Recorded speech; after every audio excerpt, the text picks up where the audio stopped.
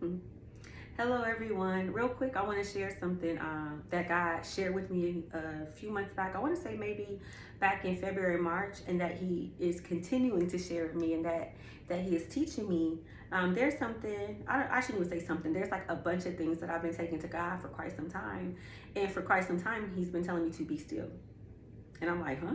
Like, what does that mean? He's been telling me to be still, not literally still, not physically still, but he's been telling me to stop striving, stop fighting, stop trying to do what only I can do. Let me be God, and everything that you're bringing to me, let me be God. And clearly, it comes from the scripture. And I was like, okay, God, I'll be still. I'll be still. In the midst of him telling me to be still, a few months later, he said, enter into my rest. And it's funny that he says that because I don't know how to rest. I don't know how to sit down. I always got to be busy. And my pastor, for the longest time, has been telling me to relax. And basically, that's what God wanted me to do. He said, enter into my rest. He wanted me to relax. He wanted me to rest in him. He didn't want me to worry. He didn't want me to stress about anything. And I said, okay, God. Because here's the thing. God tells me stuff. And I'm like, okay, well, how do I do that? And then he like this. And how do I do that? And he'll say, do this. And I'm like, well, how do I do that? And so he told me to be still. Okay, research that, study that out. I knew what that meant. I knew what that meant. But then he said, enter into my rest. And that's what I didn't know how to do because I got to be going. I got to be going. I got to be going. It takes a lot for me to just sit down and be still. And so I said, okay, God, how do I enter into your rest? And then like a month or two later, I don't always get quick responses.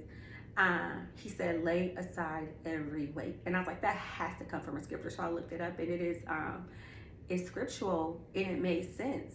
To enter into his rest, I had to lay aside every weight that would hinder me from running my race. I had to lay aside worry. I had to lay aside doubt. I had to lay aside worrying about my kids, worrying about my family, the business. I had to lay all that aside to enter to his rest because I can't rest carrying all of that. First of all, I'm supposed to cast my cares. I'm not even supposed to be carrying that. I'm supposed to be giving that to him. So not only should I lay it aside, I should give it to him. And he showed me what I was doing. Because I'm like, God, I feel like I was being still. I knew I wasn't entering into his rest, but I felt like I was laying aside every weight. I felt like I was giving everything to him, and that was half correct. And I remember one Saturday in prayer, we were covering our man of God, and God showed me as I was praying, and it was for collectively for all of us, and he showed me a basketball, and he showed me giving him the ball. So technically, I'm giving stuff to him. I'm giving him the worry. I'm giving him the doubt. I'm giving him the fear. I'm giving him whatever it is that's bothering me. But he said, you gave it to me, but you're not taking your hands off of it. And I was like, wow. Because I was like, I'm giving you this stuff. I know I am. I'm coming to you. I'm laying it at your feet. But he said, you're not taking your hands off of it. And as long as your hands are on it, we're both just standing there. I can't do anything because you haven't released it to me. You are still holding onto it. So he was telling me to lay aside every weight, to take my hands off of it and give him the ball, that I may enter into his rest, that I may be still so that he can work on my behalf. And I was like, wow. Like I was saying, God, I give it to you. I was saying it with my mouth, but I was still trying to figure out ways in my mind to change stuff, to do stuff, to manipulate situations, to basically be involved. And I had to completely let it go. I had to give it to him. I had to surrender. I had to completely let it go. And it's hard taking your hands off of something. Taking your hands off of something. And I was like, man, like, do I have a control issue? And I believe it was slightly a control issue, but I think it was even deeper than being a control issue. I think it was a trust issue. It was a trust issue.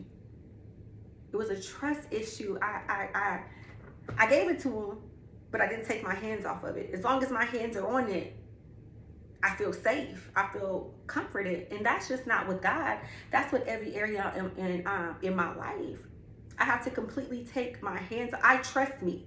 I know that I'm not going to let me down. I know that I'm going to take care of me, but I have to let it go and I have to give it to him. And that is so hard to literally like take your hands off the wheel. I don't know where I'm going. I don't know what you're doing. I don't know which way you leading me. but I'm trusting you. That's complete and total surrender to God. And it's so scary. It's so scary because you don't know where that's going to lead. You don't know where trusting God is going to take you. You don't know where taking your hands off it is going to take you. But all we have to do is trust him. To trust him to order our steps, because his plan is perfect. His plan is great. His plan doesn't always feel perfect. Me taking my hands off and completely giving it to him and surrendering it to him doesn't mean it's always going to feel good. It doesn't mean that the things I'm believing him for is even going to work in my favor. But he knows the plans that he has for me. He doesn't want to harm me. His plans are not evil. He wants to give me hope in the future. His thoughts are not my thoughts. His ways are not my ways. His ways and his thoughts are higher. So I'm sitting here holding on to something. How dare I sit there and hold on to something when God's plans and his thoughts are way higher than mine? Way higher than mine. Way higher than mine. So taking my hands off is scary. It's scary because I literally give up complete control. There are some things I have taken my hand off and I don't know what's going to happen. Some can go multiple ways. Some can this way or this way. It's a 50% shot. I have no idea, and it's scary. It's scary because I'm believing God. I'm believing God in every area of my life, and I would like to think that I have not just given him the ball, but I've taken my hands off of it, and that requires faith because now I gotta believe him even more so than I did when I was still holding on. So I took my hands off. I'm like, God, I believe you. I believe you. I used to think that having faith meant that you was always confident, like you was always pumped, like, yeah, I got faith, like always on 10 with your faith. But I have realized that I've had to believe God scared. I had to believe God angry. I've had to believe God frustrated. I had to believe God confused. I know God is not the author of confusion, but there's been times, if I'm honest, that I've been confused. I had to believe God feeling so many different ways. And that's scary. But now I said, okay, God, I did what you told me to do. I've laid aside every weight. I've casted my care. I gave you everything. I'm attempting to be still, and I'm doing my best to enter into your rest. That's all I can do. Now it's on God. Now that I've done everything that I can do in the natural, it's on God to do what only he can do in the spiritual. God has to put his super to my natural. And it's hard trusting God because trusting God and taking your hands off of it, he doesn't give you details. You take your hands off of it and you turn it over to him and he go do what he do. He don't say, okay, it's gonna be this amount of time. There's no detail. Literally, there is no detail. God don't say nothing. He take it and he do what he do. He doesn't give us specifics. He doesn't give us the details. And I used to get upset with that. Like, man, God, you not telling me nothing. I don't know what's going on. But that would require faith. If he told me everything, what would be the point of me having faith? If he told me everything, I wouldn't need faith. And I see what God is doing in my life, in every area of my life. He's stretching. I'm struggling in every area of my life.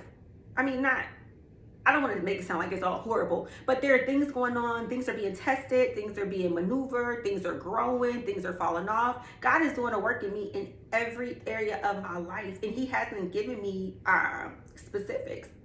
Now, there are some things God may show me, but it's very general to where I'm still like, huh?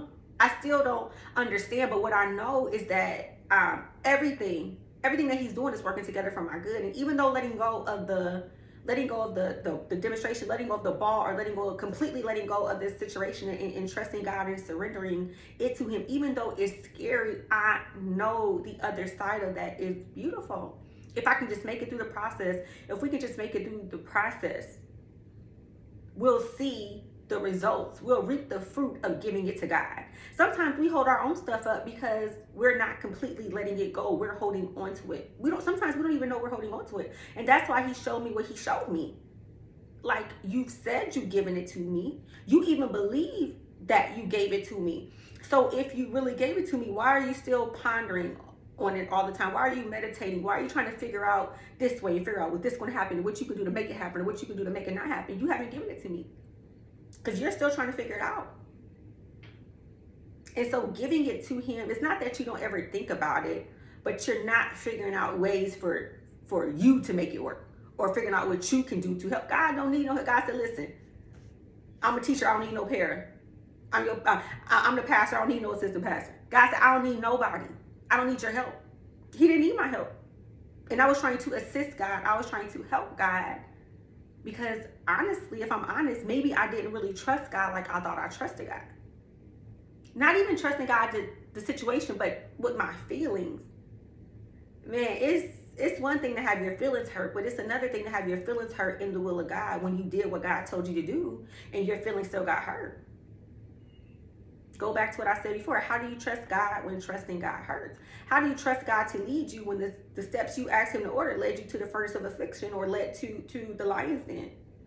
But that's all part of the process of letting the ball go, letting whatever it is go and completely giving it to God. Because there's going to come some stuff with that. It's not going to be easy.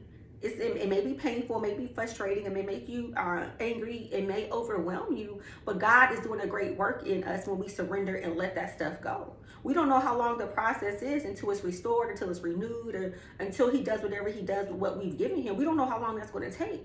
So in the midst of that, in the midst of him asking us to trust him, we're not to wait and not do anything. We're not to wait and be fruitless. We are to wait and be productive in that waiting. Okay, God, I gave it to you. I gave the situation to you. I gave my kids to you. I gave my spouse to you. I gave my job. I gave my health. I gave all this stuff to you. Now, what do I do with what I have? What do I do with what I have? I've given that to you, and sometimes it's hard because we've been so consumed. I wish I didn't throw the ball all the way over there. But we've been so consumed with what we were still holding on to, what we thought we were giving it to God. Now that we've completely given that to God, we don't know what to do because that thing has consumed us. That was me. That situation, that thing had consumed me, and I was so used to being focused on that. I'm like, okay, God, what do I do now?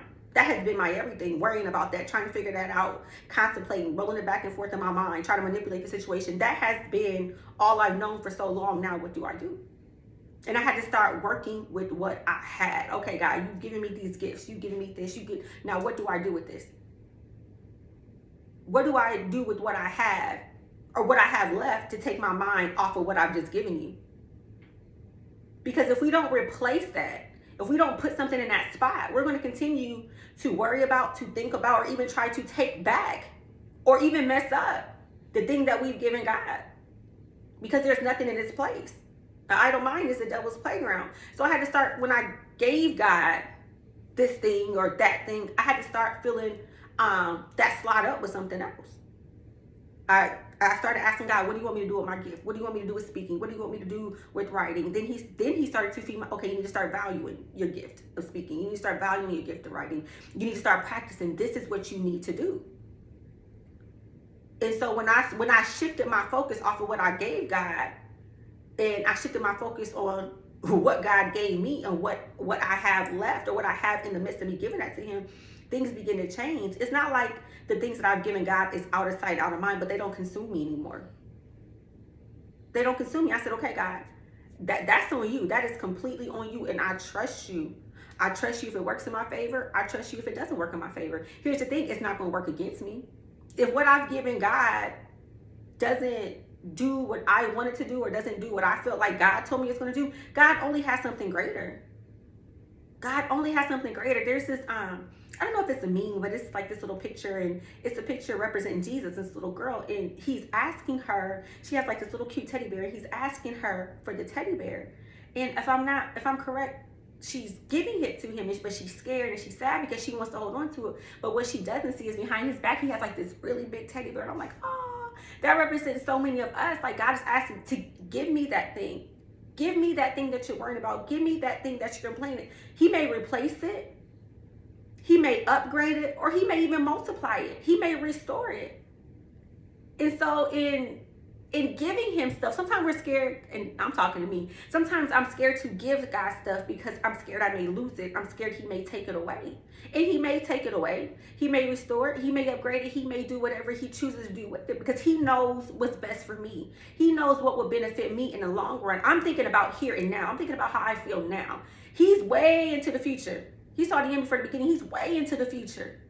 And so sometimes we're scared to let go of the ball or release the ball because we're scared of losing it, not knowing that giving to God, giving that to Jesus is really a gain. It's never a loss. Anything that we give up is never a loss. Let me tell you, I had to go vegan again. Don't like it. Went vegan the first time 3 years. Carnivore, love meat, but this body of mine is sensitive. I gave that up. Not only is my body sensitive, but God told me it's a sacrifice. Dude, that's a huge sacrifice for me. But at the beginning, I felt like I was losing. It was hard to be social. I can't eat anywhere, hanging out with friends, but I'm really gaining. I'm gaining discipline. I'm gaining the knowledge of sacrifice. I'm gaining a better body. It's taking some time to get there, but I'm not puffy. I'm not swollen like I was. I'm not all this stuff. So anything that he asks us to give up is really a gain. And sometimes a lot of times he's not asking us to completely give it up permanently. Just give it to him so he can make it better. Just give it to him so he can blow on it and multiply it. Giving things to God is not bad. It doesn't mean it's the end. And sometimes it has to be the end for a better or a new beginning. So if there's anything that God is asking you to give to him, I mean, literally take your hands off the ball and give to him. Do it afraid. Do it confused. Do it full of anxiety. Do it full of fear. Do it frustrated. Do it angry, and trust that he has a great and perfect plan for your life. You're not going to lose anything by giving him something or giving him everything. Everything. Me being vegan is literally presenting my body as a living sacrifice because I have to be obedient. And let me tell you, it's hard. That's one of the hardest things I ever had to do because my body craves nothing like it craves food. Dude, I would make steak and potatoes for breakfast, fried fish and grits. Like that's how I get down. And I eat all the time. But God, I trust you. I was praying for healing in my body, and this is what he told me to do. I was telling him, like, I want to go deeper in you. I want to be all that Jesus died. I want to know you. I don't want no superficial relationship. I don't want no surface relationship. Okay, well, stop eating meat. Go vegan, stop eating dairy. Not that I'm going to be more super spiritual than anybody else, but because that stuff affects your body, you can't hear me. The Holy Ghost has to navigate through all sickness and disease because of your eating. Give up. If you truly want me like you say, what are you willing to sacrifice? What are you willing to give up, Abraham? What are you willing to sacrifice? And a lot of times us giving that to God is a test. Is a test of our faith. Is a test of our obedience. Can he trust us? There's been times last year, man, financially like I said, I'm well, but I was way well last year. It was a test. God said, let me see if I can trust you with increase. I'm gonna give you a whole lot of increase for a few months. Let me see if I can trust you with increase. Now I'm gonna take it back for a season. I'm gonna take the excess back for a season. I was testing you. Can you trust me? Can you continue to trust me? Can you trust me with your marriage? Can you trust me with your children? Can you trust me with your health? And go vegan like I told you to. When it's hard. Y'all, when I first went vegan back in 2016, I was so sad. Like, I literally almost cried. God revealed to me, you a glutton? That's sin. All you do is think about food. All you do is eat. I mean, thank God, my mom, my family's kind of small. I couldn't tell you how big I would be. Thank God to genetics. As much as I ate, as much as I still eat. But giving that up and trusting God. Okay, God, this is what you're telling me I need to do for my body. And it was hard. So there's a lot of times, my hair growing out, but my hair shed out. My hair came out. But that was one of the effects of giving it to God. Sometimes giving stuff to God doesn't mean everything's going to be perfect. Sometimes there are side effects. Sometimes there are side effects of doing what God wants us to do, giving things completely to God or being obedient to God. That side effect lasted a little bit, but it's maintained. It came back full circle. So giving stuff to God doesn't feel good. Sometimes there are side effects. Sometimes there are things that we're going to have to go through that's less than pleasant. But if we hold out, if we wait, the end results will be so much better. There's so many areas right now that I'm believing God for. It is not time for those testimonies, so I'm not about to get into it. But literally in every area of my life, like, I'm counting on God. I'm waiting on God. I have surrendered this to God. And now I'm just like, God, I'm here. I'm here. And I heard something this morning, and that's where I got that from. What are you doing with what you have? What are you doing with what you have? So I was like, okay, God, I'm going to be fruitful. I've given this to you, but I'm going to be fruitful in my waiting for you to do whatever you're doing in all these areas of my life. And that's why I chose, and that's why I decided to start making these videos, because I know at some point he's going to have me speak. I've been writing, and I wrote a book because at some point there's going to be more books. And so I'm not staying stagnant as I release that stuff to him. I'm trying to stay productive. And even with that, that's beautiful when we do that, because for me, that's where God is truly glorified. Now, when God takes everything that I gave him and he makes it all beautiful and he gives it back to me all packaged up and it's better than I could even imagine, that is wonderful. And God is glorified in the victory. But in my opinion, in my life, I feel like where God is most glorified is the right now. I've given God all this stuff, oh my gosh, y'all don't even know, stuff that means everything to me, stuff that I know that God has given me, that he may give back to me, he may not. I believe he told me he will, but hey, I could be wrong. And he's like, nope, you know what I'm saying? That's, we done, new. Oh, that would hurt my heart. But in the midst of that uncertainty, not knowing, I'm not even gonna say not understanding, because a lot of stuff I do understand, it doesn't make it feel good. But in the midst of all that, God has still strengthened me to even open my mind. If y'all even knew, y'all don't even know what y'all will know. Y'all have no idea even the strength that it takes to get up here with where my life is right now, to speak, to write, to get in the booth and take my pictures. There have been times I want to lay in the bed and not get out, because I just don't feel like it. Like, God, life is hard. Life is so hard, but he's giving me strength to do that. He's giving me strength to be consistent when my life has been unstable probably for the last 7 years. The keeping power of God. He said, give me that and watch me keep you. Give me that and watch. God has favored me and prospered me in my affliction. God has made people buy me stuff and do stuff for me. People who rejected me, I'm like, well, you making them do that? In my affliction, God has kept me. God has strengthened me. God has encouraged me. And for me, that is where God is glorified.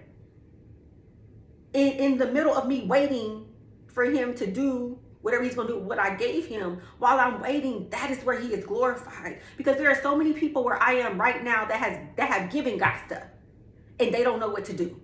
They don't know what to do. They don't feel like they have the strength to go on, because that thing that they held on to, that crutch, whatever that thing was, God made them give it to them. Now they're in this place where they don't think they can be kept. They don't think that they can make it without that person. They don't think that they're going to make it because they lost their job. They don't think they're going to make it through that death or that illness or that, whatever it is that they're going through. But I'm a cloud of witness that God is a keeper, even when you feel like you don't want to be kept. Even when it feels like you can't be kept. There are some days I'm like, God, like I can't do this. Like, I cannot do this. And I get to the end of the day and somehow I did it and I made it. And that is the keeping power of God. Man, the last couple of mornings, because I get up, I try to be out the door by 3, but I'm out the door like 3:15. I'm like, I can do all things through Christ who strengthens me. I can do all things through Christ who strengthens. All I got is a word, because I'm tired. I'm trying to help these kids with this homework. I'm going to do stuff in my personal life. I'm trying to figure out how to grow the business and how to do these books. There's so much going on, and sometimes I always don't feel like I have the strength. But man, that's where God comes through, and that's where he shows himself strong, and that is where he is truly glorified and magnified, because we see the power. We see his power at work in our life. Don't get me wrong, on the other side, when the victory comes, man, I'm going to be so excited. But I'm going to remember not just the victory, but God, you kept me when I didn't feel like I could be kept. You kept me when I gave that thing to you. I didn't want to give that thing to you because I wasn't 100% certain what you were going to do with it. You could have ended it. You could end it. You could, or have a ram in the bush. I don't know what you're going to do, but because you are God, and because I love you, and because I trust you, and because I have tried your word before, and it has come forth, it has proven true. God, I'm trusting you with all this. And so I'm choosing, as I'm giving him the ball, to be productive in that waiting period, with expectation that it's going to work out in my favor and that God has the best for me. Even if things don't work out the way that I want to work out. I have all these plans in every area of my life. I had the way that I want things to go. And it may not be the way that God wants things to go. in my family, in my business, in my health. I mean, all this stuff. There's all these things that I want to transpire. There are things that I feel like God told me was going to transpire, and I'm waiting. And that's another thing. This has nothing to do with anything, but God is teaching me to discern his voice. I'm in a season of discerning his voice. There are things that I feel like God showed me, that he promised me, and I'm like, ain't no way. Ain't no way in hell this could be happening if this is what God showed me. But I'm waiting to see, okay, God. I know if God said it, then he meant it, and he'll do it, because he is not man. He cannot lie. But my problem isn't not believing that God can do it. Okay, God, was it you that told me that? That's scary. That's where I am right now. God is teaching me to discern his voice, because what he's called me to do and where he's taking me, I need to know, like I know that is him. That is not me. That is not the enemy, but that is him. And so as I'm waiting, as I've given this stuff to God, as I'm waiting, God is teaching me to discern his voice. And that's a whole nother thing. But I encourage you, if there's anything that you have given to God, trust him. Trust him and know that it's not a loss. Even if he doesn't give that thing back. Even if he doesn't get that thing back, it's not a loss, it's truly a gain, because that just means if we give God something and he takes it away, it only means he has something better. It may not feel good, and it's hard because we don't see that better, but he has something better. If you've given God something and he's taken it away, take this time to discern his voice. Take this time to draw nigh to him and get close to him. In taking stuff away, God is only making us better and giving us what's better for us. So I encourage you, if there's anything that you're struggling with giving to him, give it to him. I thought I had given something to him, and I just really gave it to him like 3 days ago. Literally like 3 days ago. And I'm okay. I'm okay. I said, okay, God, do what you do. Hey, do what you do. And I'm excited. There's a little nervousness behind there. So I'm like, okay, God, like, what you gonna do? What you gonna do? But I'm excited because I trust him. Because I know he said, I am working on your behalf. I know he's working on my behalf. I know he's fighting for me. I know he's my vindicator. I know that God has a great plan for my life. But letting go of your comfort zone, letting go of all you know, and just like, here, God, here, this is everything that I'm comfortable with. You take it. And now I'm sitting out here in the wilderness, scared, lonely, unsure. But God, I trust you. Jeremiah 17:7, what I've been holding on to literally for the last 2 months. Blessed is the one who trusts in the Lord and whose confidence is in him, whose hope is in God. My confidence is not in the situation. My confidence is not in myself. My confidence is in you, and the way that I show you, the way that I display that confidence is giving you the ball and taking my hands off. And so now I'm waiting, but I'm not being stagnant in my waiting. I'm being productive in my waiting. Hence me running my big mouth. I'm learning to discern his voice as I wait. Not just wait, but I'm waiting with expectation. Expectation. I have my own expectations, but hey, if it doesn't work, I know that God has something great. I know that God has something great. So I encourage you, completely give that thing to God. Don't just give it to him with your mouth. Don't just give it to him with your thought. Give it to him with your actions. What are you doing that is keeping your hands on the ball? He said, you have given it to me, but I need you to take your hands off. Completely take your hands off. And it's okay if you're afraid. It's okay if you're frustrated. It's okay if you're angry. It's okay if you're mad. God don't care about none of that. That's what we human. He'll get you through those emotions. The thing I want you to do is just take your hands off. That's the first step. Oh God, that's the first step in God doing what you asked him to do in the first place. Take your hands off of it so I can move, so that I can be me. At least that's what he told me. So I did the first step. Sometimes we wait and we're like, oh God, all this time for God to do stuff, but we hadn't fully taken our hands off. So God said, why are you waiting on me? I'm waiting on you. You've been the hold up, not me. We just been sitting here like holding the ball. God said, okay, now that you take your hands off, I can go do what I do. And so I'm excited, and I feel like, the things that I take on my hands off, it's going to be expedited. And so I can't wait to give testimonies. Oh man, I got a testimony, and it's not time. I can't really get into it. But oh man, when I get to share that testimony. Oh man, when I get to share that testimony. But I had to take my hand off the ball. However God does it, I had to take my hand off the ball for God to do it. So man, the whole point of this message is take your dang hands off the ball so God can work and move on your behalf. It's not easy. It's not easy, but God will not set us up for failure. There's nothing that God will tell us to do that he did not give us the strength to do. So I encourage you to take your hands off the ball. I encourage you to trust God, but I also encourage you to be productive while you wait for that thing that you're trusting God with. Exercise your gift. Take care of your health, your body, exercise. Find some hobbies, find some things you like to do. Let God strengthen you. Let God be God, not in just the giving it to him, but in the building you up, in the strengthening you while you wait on him to do what he does. So, yeah, every time you look at a basketball, remember, take your hands off and give it to God. You guys have a great day.